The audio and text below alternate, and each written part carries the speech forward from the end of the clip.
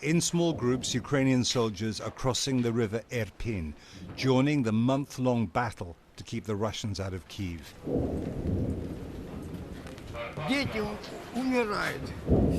It's bad, said Pavlo, one of the last civilians leaving. Children are dying, everyone is dying.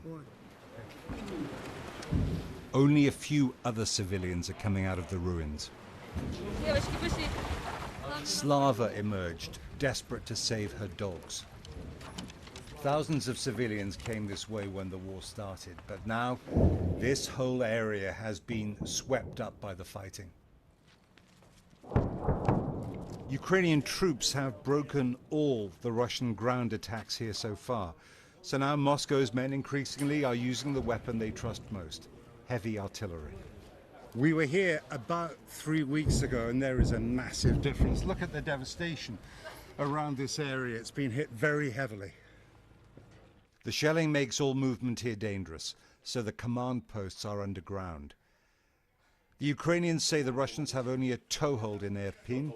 Outside, they've been pushed back. You say they can't get into the city. Why is that? Apart from your own resistance, what do they lack? Commander Oleg said the Russians don't have the combat power, his men are hitting their supplies, and in Kyiv there'd be armed citizens shooting from every window and door.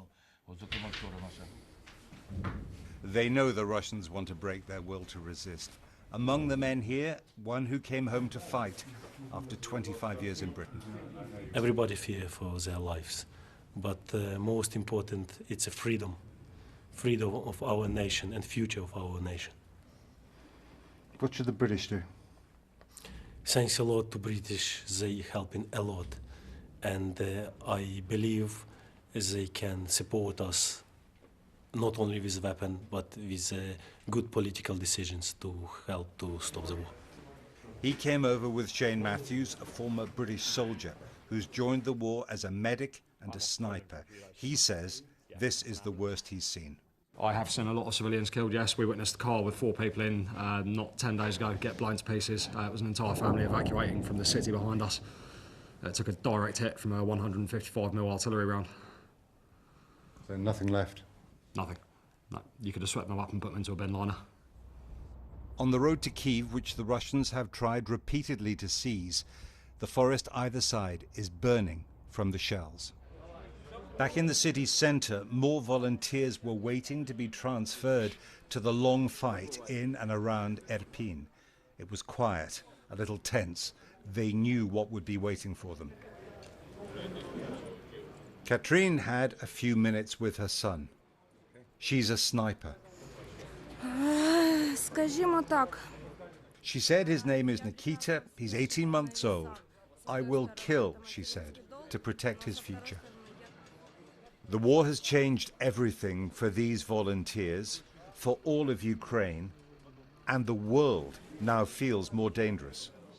Whatever happens in the battles that these soldiers are going to fight, it's clear already after a month that this is the biggest threat to international peace and security in decades, and the consequences, the impact of this war is already being felt beyond the borders of Ukraine.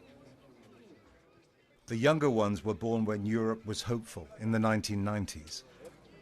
The men in their 60s grew up when this city was part of the Soviet Union. It was time to say goodbye. The old drumbeat of the Cold War, of the risks of confrontation between the big powers, is back for a new generation. The buses left for the front line. Jeremy Bowen, BBC News, Kyiv.